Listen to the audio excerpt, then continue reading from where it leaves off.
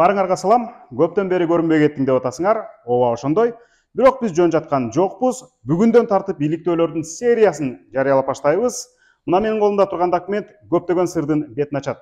Биздин медиа хаптын кабарчылары ондогон үйлөрдү кыдырып, көптөгөн эреже бузууларды таап чыгышты. Кыңыр иштердин бетин ачышты. Биз энергетикадан жоголгон изи сууган эбегейсиз миллиондор тууралуу дагы айтып беребиз. Бүгүн кечки 9-да бизди көрүңүз. Ал үчүн биздин каналдарга жазылыңыз. Ал тармактагы коррупциянын бетин ачтык. Эч ким жашабаган үйгө 2 миллион карыз жазылып кеткенин биз азыр түшүнбөй турабыз. Почему такой беспредел? Харам акчаны адалдаштырып алат.